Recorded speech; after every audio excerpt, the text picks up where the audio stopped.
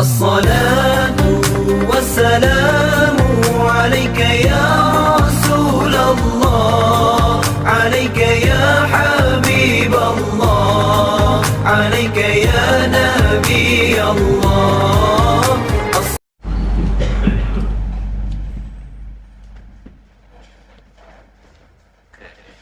Bismillahirrahmanirrahim. Assalamualaikum warahmatullahi wabarakatuh. Alhamdulillahi rabbil alamin. Wassalatu wassalamu ala ashrafil anbiya'i wal mursalin wa ala alihi wa sahbihi ajma'in.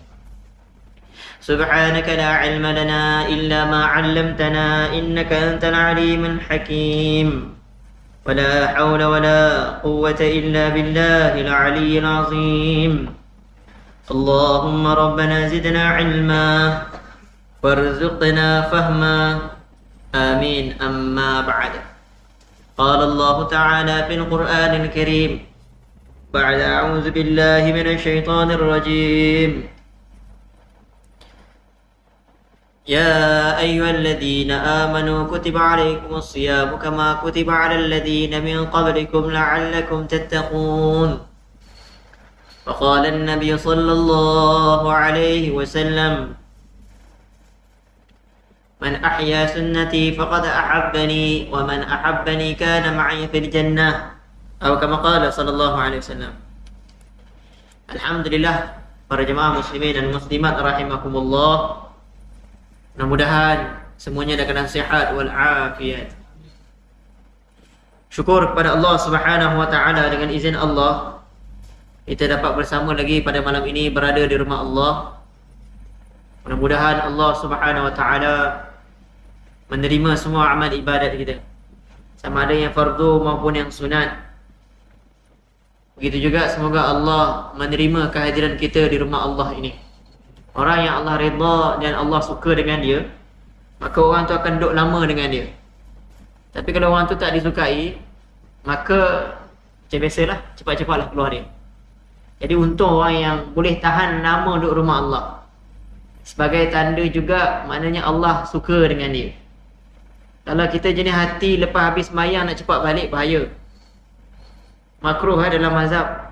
Bahkan semua ulama kata makruh satu orang yang habis sembahyang, habis salam pun hilang.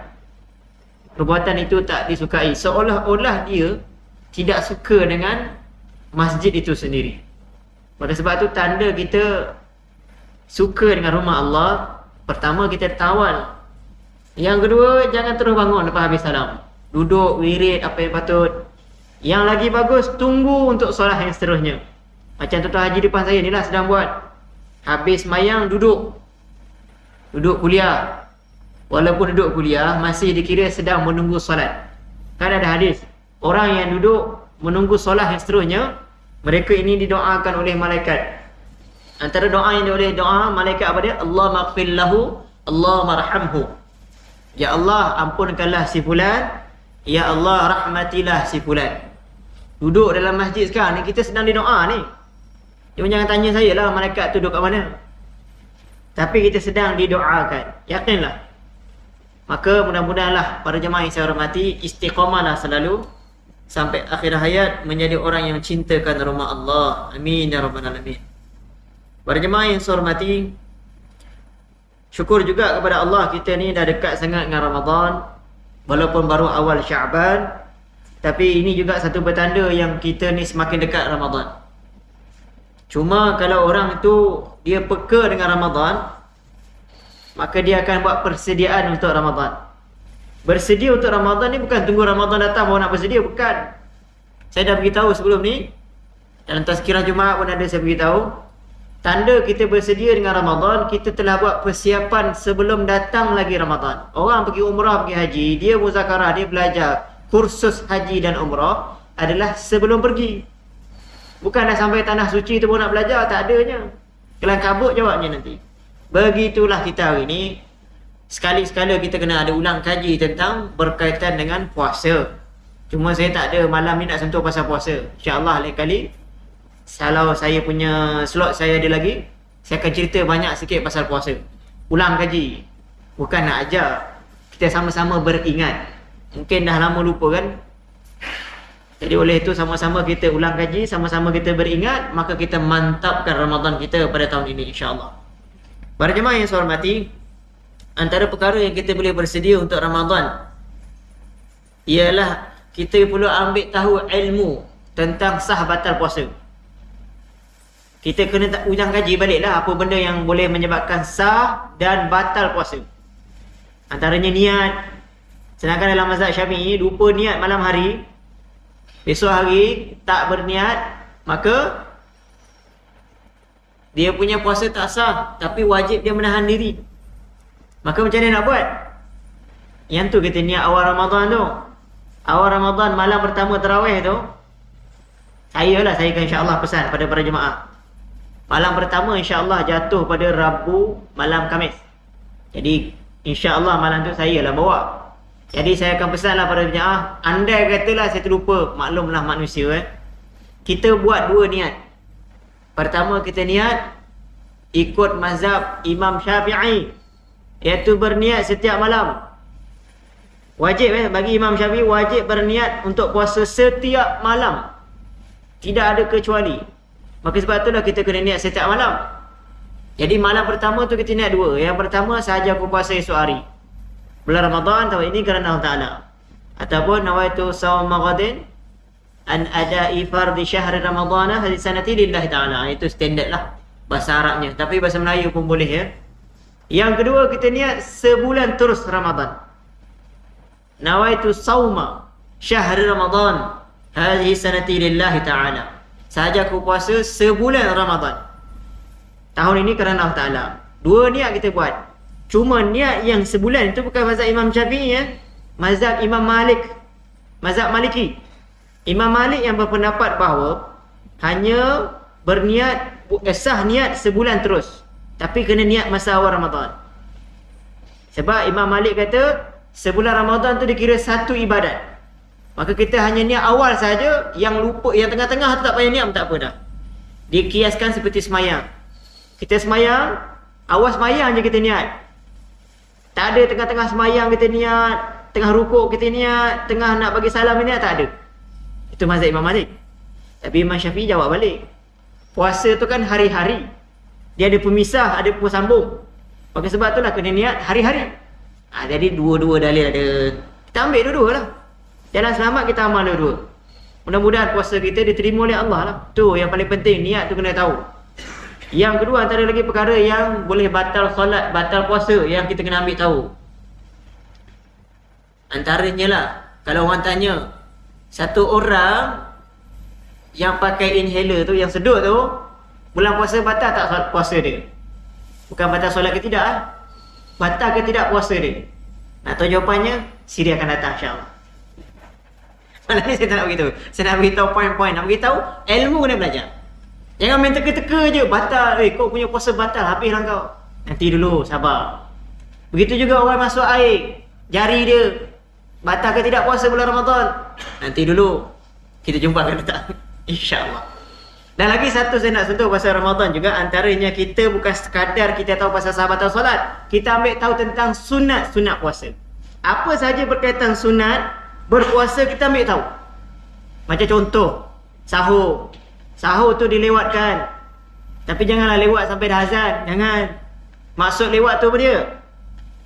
Maksudnya ialah sebelum 10 minit nak masuk subuh, kita dah bersahur. Maknanya kalau standard kita sekarang ni subuh 6 suku, kita bersahur lah 5.30. 5.30 ke pukul 5 pun dah boleh lah. Kita lewatkan sahur. Tapi jangan pula salah faham, lewatkan sahur ni mana kita makan lama ke sahur tu? Tidak, sekejap je makan. Kan ada pula lewat, maknanya makan tu biar lewat. Makan, jasad makan tak, tapi lewatkan lagi. Maknanya makan. Bukan macam tu, bukan tu lewatkan juga. Itu melantak namanya. Lewatkan sahur, mana kita hujungkan waktu makan sahur itu. Makan sahur tak lama pun, bukan selera pun pagi-pagi tu kita nak makan banyak. Tak tahulah, ada orang dia selera pagi tu lain macam kan. Kebiasaan orang makan sikit je sahur. Tapi takhirkan, lewatkan. Itu maksud saya, antara sunat yang kita kena ambil berat. Dan banyak lagi lah. Antara sunat-sunat puasa macam pilihlah makan buah kurma, buah tamar masa nak buka puasa. Tapi kalau tak ada buah kurma, tapi pelik lah kalau tak ada buah kurma, pelik sangat lah kita Malaysia. Kalau luar negara tu ialah tak ada buah kurma, ni Malaysia takkan tak ada buah kurma. Pilih buah kurma dulu makan. Itu antara sunat-sunat puasa. Nanti saya akan selitkan lagi akan datang insya-Allah. Kemudian antara lagi perkara yang kita boleh usaha untuk perbaiki bulan Ramadan ini adalah, antara saya nak beritahu pada para jemaah, sebelum masuk Ramadan ni kita sama-sama bertobat kepada Allah. Biar kita masuk Ramadan tu bersih, tak ada dosa. Tak ada dosa, dah bertaubat. Bulan Syaban lah sesuai waktunya. Yang kedua, kita bulan Ramadan, bulan Syaban ni juga antara bulan yang kita kena syukur. Sujud syukur banyak-banyak. Antara sebab sujud syukur sebab apa? Ramadan nak sampai dah. Sahabat semua seronok tengok Ramadan datang. Kita tak tahulah, sedih tengok Ramadan sampai kan. Dah ada orang dia sedih tengok Ramadan sebab apa? Bisnes susah. Jadi kita tu hati yang macam mana? Kalau kita hati yang gembira dengan Ramadan yang datang, maka insya-Allah Ramadan tu akan jadi gembira je sepanjang Ramadan tu. Tak ada masalah pun. Jadi mudah-mudahan hati kita tu dilatih bulan Syaban ini. Wallahualam, mudah-mudahan kita sama beramal. Itu hanya sebahagian saja saya nak sentuh pasal Ramadan. Lebihnya akan datang insya-Allah. Saya nak masuk pada kitab hadis, kitab hadis Riyadhus Shalihin, iaitu hadis daripada seorang tabi'in yang bernama Az-Zubair bin Adi. Saya baca dulu hadisnya. Bismillahirrahmanirrahim. عن الزبير بن عدي قال أتينا أنس بن مالك رضي الله عنه فشكونا إليه ما نلقى من الحجاج فقال اصبروا فإنه لا يأتي زمان إلا والذي بعده شر منه حتى تلقوا ربكم سمعته من نبيكم صلى الله عليه وسلم رواه البخاري. Hadis ini riwayat pada seorang tabi'in yang bernama Az-Zubair bin Adi. Zubair bin Adi rahmatullahi alaih. Beliau menceritakan dalam hadis ni, beliau pergi jumpa Sayyidina Anas. Beliau bersama dengan kawan-kawan mereka berjumpa Sayyidina Anas bin Malik radhiyallahu anhu. Anas bin Malik ni siapa? Seorang sahabat Nabi sallallahu alaihi wasallam yang duduk bersama Nabi sejak berumur 10 tahun. Sejak berumur 10 tahun sehinggalah Nabi wafat. Nabi wafat, umur beliau baru berumur 20 tahun. Tapi dia kira tua sikit lah. Ibn Abbas masa Nabi wafat baru berumur 15 tahun. Anas bin Malik radhiyallahu anhu antara orang yang Nabi doa kebaikan banyak untuk dia. Antara yang saya pernah sebut sebelum ni, Nabi doa Allahumma akthir malahu wa waladahu wa barik lahu. Hadis ni ada dalam kitab Al-Adabul Mufrad karya Al-Imam Bukhari. Nabi doa kebaikan untuk Sayyidina Anas bin Malik, ya Allah banyakkanlah harta Anas dan banyakkanlah anak Anas dan berkatilah untuk dia. Makbul doa Nabi, maka Sayyidina Anas bin Malik jadi orang yang kaya di tempat dia. Dia ada kebun yang berbuah setahun 2 kali dan kebunnya berbau kasturi. Ini sebagaimana yang disebutkan dalam kitab syarah lah. Dan beliau memiliki anak tak termasuk cucu, kata setengah kitab, lebih kurang 100 orang. Jangan pelik. Sebab isteri tak tahu apa. Isteri mungkin 4 orang lah. Baru dia jadi anak seramai tu. Jadi oleh itu para jemaah yang saya hormati, itu makbul doa. Saya nak kaitkan apa dengan cerita Anas ni. Mak Anas bin Malik telah minta doa daripada Nabi sallallahu alaihi wasallam, ya Rasulullah, tolong doa untuk Anas. Doalah sikit ni, khadam kamu yang kecil ni, yang selalu khidmat budak-budak, dia budak lah. Anas bin Malik kan umur 10 tahun duduk dengan Nabi. Jadi mak Anas kata doalah sikit untuk anak dia. Dari sini dalil bahawa boleh minta orang lain doakan. Saya pun pelik, ada orang, ada bukan orang lah, ustaz lagi. Dia menegur, dia kata, buat apa kita minta orang lain doa, kita sendiri boleh doa. Contoh orang nak pergi haji, dia sendiri nak pergi haji, dia sendirilah doa. Kenapa nak minta orang lain berdoa pergi haji, dia nak pergi haji. Imam pula lebih-lebih dah doa macam dia nak pergi haji. Contoh. Dia marah betul orang lain doakan. Kan kita punya kebiasaan orang, contoh masuk rumah baru, kita minta orang lain doakan, imam ke siapa-siapa lah yang sesuai. Kadang-kadang dapat anak, kita minta doa. Sebelum dapat anak pun sama juga. Kadang-kadang kita buat kenduri gembira sesuatu, contoh bawa balik umrah, bawa balik haji, kita buat kenduri, kita minta orang lain doa. Jadi adalah setengah orang agama ni, saya pun geram juga. Kenapa nak menidakkan benda yang ada Nabi buat? Kalau Nabi tak buat tu, okey lah kau nak pertikai. Tapi ni bab yang Nabi ada. Contoh Anas, mak Anas minta dengan Nabi, doakan untuk Anas. Mana boleh minta orang lain doa. Dan lebih-lebih lagi kalau kita tahu orang tu memang baik orangnya, lebih patutlah kita minta dia doa. Tak salah.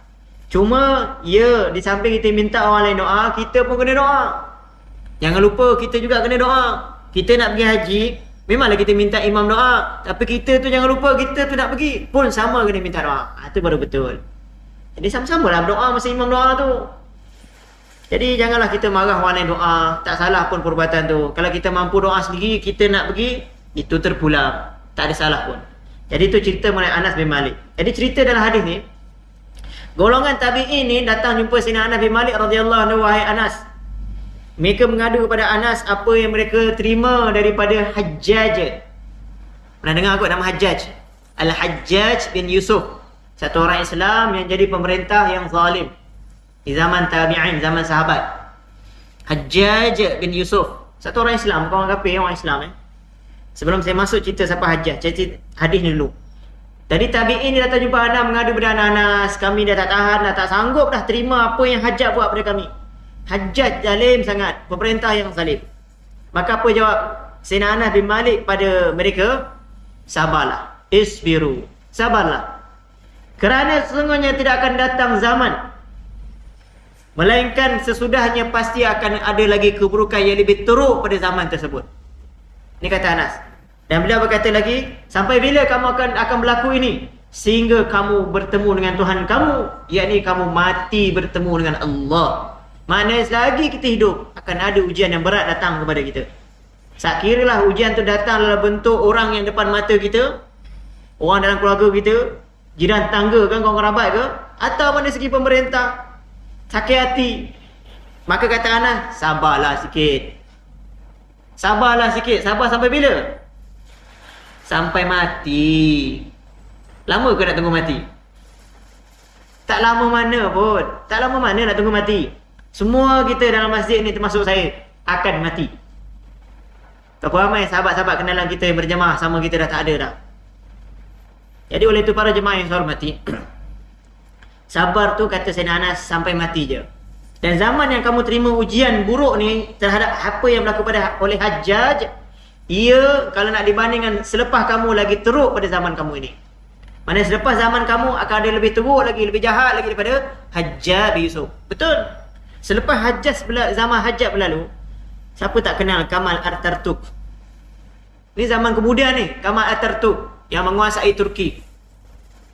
Jadi dia punya pemerintahan banding dengan Al-Hajjaj, Hajjaj baik lagi daripada Al-Kamal ni. Kamal ni dah Hajjaj ni dah zalim dah. Tapi kalau banding dengan Kamal tu lagi zalim. Maka betul apa yang dia beritahu oleh Sayyidina Anas bin Malik tadi. Jadi apa nak beritahu? Sabarlah sikit, sabar. Tahan je jiwa tu, tahan, mengadu je pada Allah. Minta bantuan dengan Allah. Jadi Hajjaj ni siapa? Ni baru saya nak ceritalah. Hajjaj bin Yusuf ataupun nama asalnya Khalid bin Yusuf. Satu orang yang asal daripada Bani Saqif yang tinggal di kota Taif.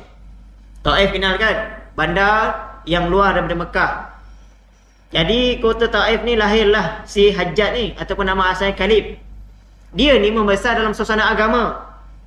Suasana yang bapak dia orang baik, orang agama, ajar agama. Jadi si Hajjaj ni belajar agama. Dia pandai ngaji Quran, dia pandai amal hadis. Bahkan bila dia dah besar, dia pula ngajar. Hajjaj ni pula pergi mengajar orang di kota Taif. Dia mengajar, mana jadi guru lah, ustaz. Tapi ditakdirkan kota Taif zaman dia ni hidup dikuasai oleh Abdullah bin Zubair bin Al-Awwam radhiyallahu anhuma. Abdullah bin Zubair ni siapa? Abdullah bin Zubair ni cucu pada Sayyidina Abu Bakar. Zubair bin Al-Awwam kahwin dengan Sayyidatina Asma radhiyallahu anha, anak Sayyidina Abu Bakar. Dapatlah Abdullah bin Zubair. Abdullah bin Zubair, cucu Sayyidina Abu Bakar, bila dia dewasa, dia jadi pemerintah yang pegang Mekah dan Madinah. Senang kita pegang Hijaz, tanah Hijaz, tanah Mekah dan Madinah. Jadi Abdullah bin Zubair dikuasai Mekah Madinah. Luar daripada Hijaz dikuasai oleh Abdul Malik bin Marwan. Abdul Malik bin Marwan ni orang Islam, tapi dia jadi pemerintah juga. Jadi ada dua pemerintah besar zaman tu. Abdullah bin Zubair pegang Mekah Madinah, Abdul Malik keluar daripada Mekah Madinah. Dua-dua ni tak sekepala, tak sepupu dan memang bermusuhan. Maka kota Taif ni dikuasai oleh orang-orang Abdullah bin Zubair. Maka orang-orang Abdullah bin Zubair ni ada yang tekan tempat ni, kota Taif ni. Dia desar, dia kuasai, dia macam-macam lah, dia tekan penduduk di situ. Maka Hajjaj bin Yusuf ni dia berdendam dengan Abdullah bin Zubair. Ditakdirkan oleh Allah, dia keluar daripada tanah Taif, kota Taif, dia pergi ke tempat tu pemerintah Abdul Malik bin Marwan. Menurut ceritanya di Iraq.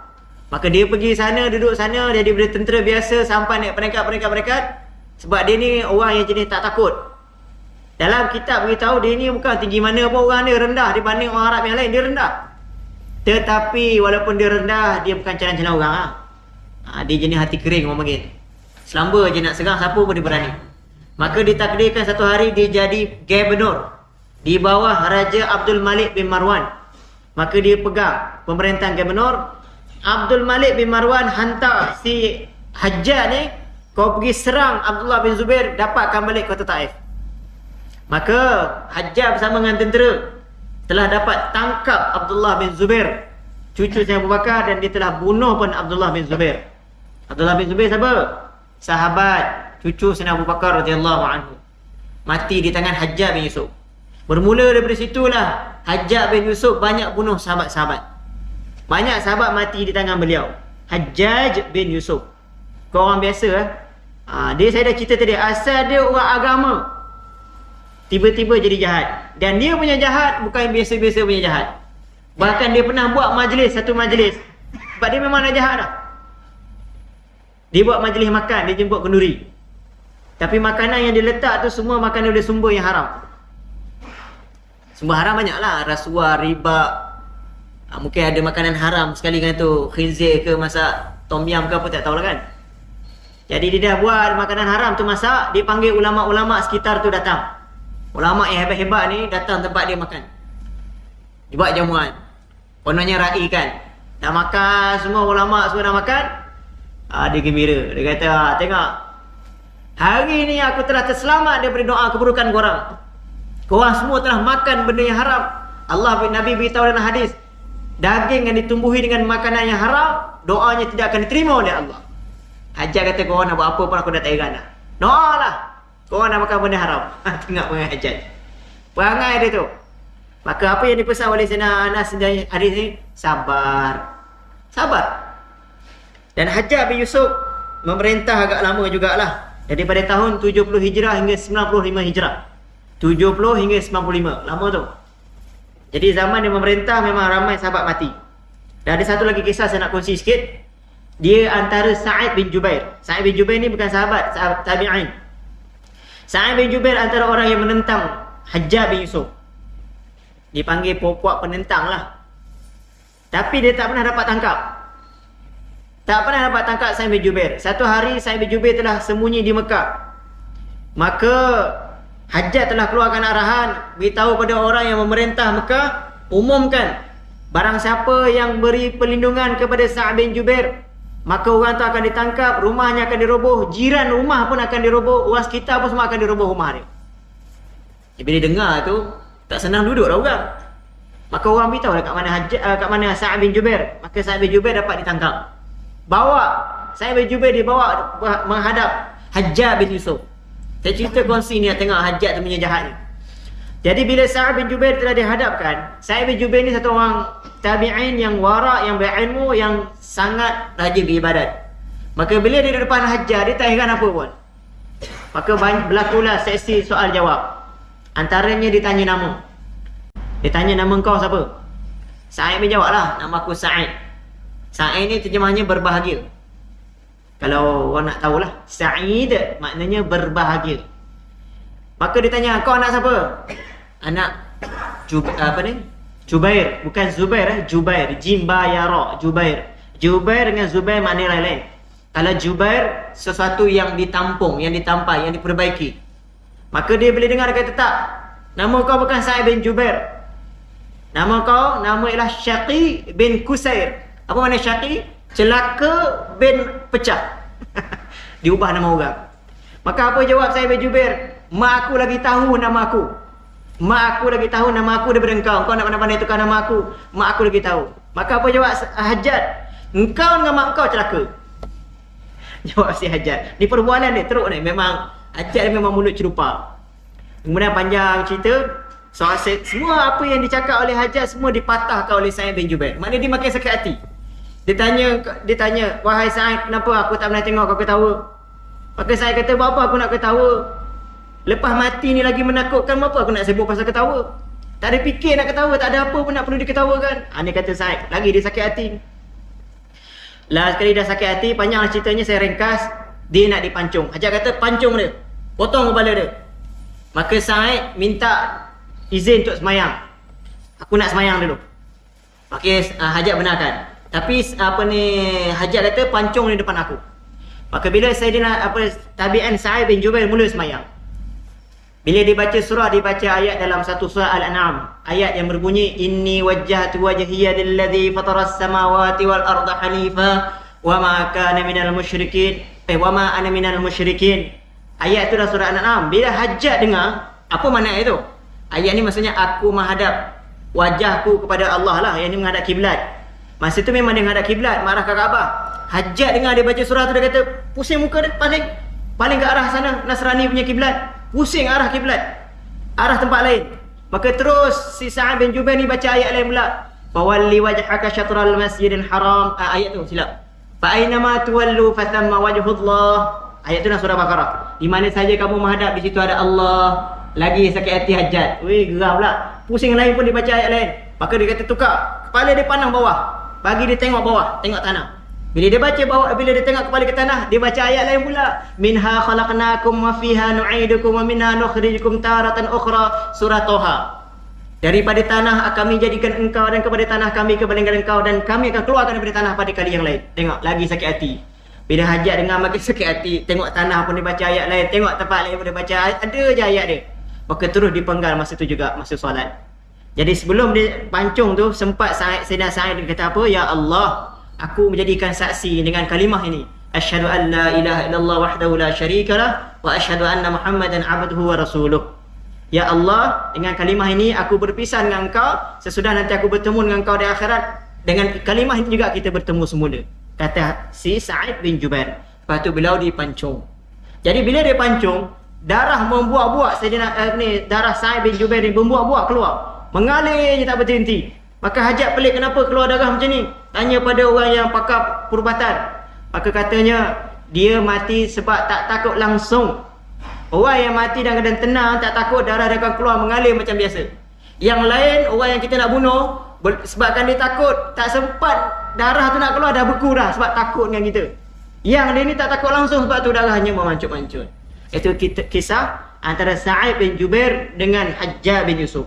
Namun sesudah berlaku zaman Hajjaj bin Yusuf, kita jangan ingat kisah dia sedih, manjang, lepas tu habislah, makin berat, makin berat. Tidak.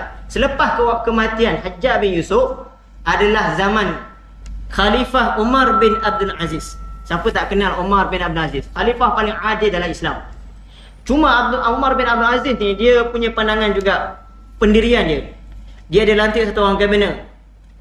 Tiba-tiba ada orang beritahu, wahai Khalifah, yang kau lantik tu adalah orang yang dulu pernah kerja dengan Hajjaj bin Yusuf. Terus Umar bin Abdul Aziz pecat dia. Tak nak ambil lantik dia. Orang tu kata, saya kerja sekejap je, tak kerja lama. Sekejap tak sekejap. Kata Umar bin Abdul Aziz, orang yang pernah duduk dengan sekali dengan orang jahat walaupun sekejap, maka sifat orang jahat tu akan kena pada dia. Apatah lagi kalau duduk lama. Ini kata Sayyidina Umar, Khalifah Umar bin Abdul Aziz rahmatullahi alaih. Jadi Umar bin Abdul Aziz memang masyhur antara khalifah yang paling adil selepas berlalu zaman tabi'in. Masyhur memang dia adil, sangat-sangat adil. Bahkan dia tak berani nak ambil harta daripada Baitul Mal untuk gaji dia. Takut nak ambil.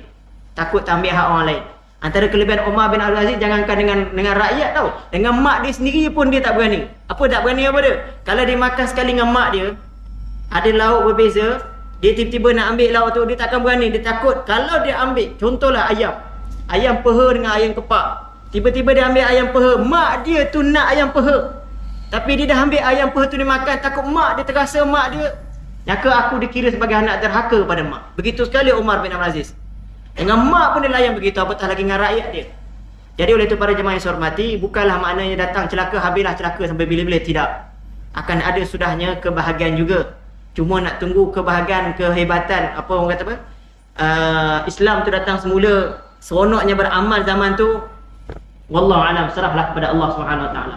Jadi balik pada hadis ni, sabarlah dan jangan tangguh-tangguh lagi beramal. Saya nak kaitkan dengan apa lagi satu, ialah kita teruskan beramal sampai kita mati.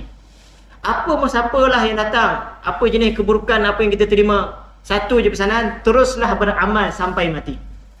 Yang penting kita tu nak mati, yang keliling berlaku ni lantaklah. Mudah-mudahanlah kita terus bersabar dan terus beramal sebanyak mungkin. Mudah-mudahan kita mati dalam keadaan beramal. Mana tahu ditakdirkan tahun ni Ramadan terakhir, maka kita mati dalam keadaan beramal. Wallahu a'lam. Jadi saya cukuplah sampai situ.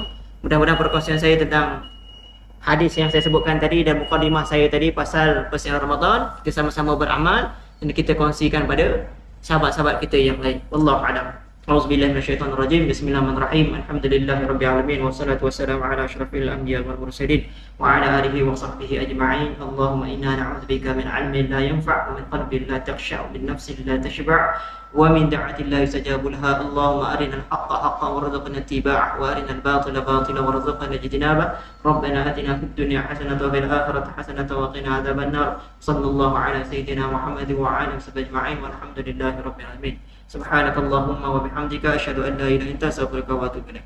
Assalamualaikum warahmatullahi wabarakatuh.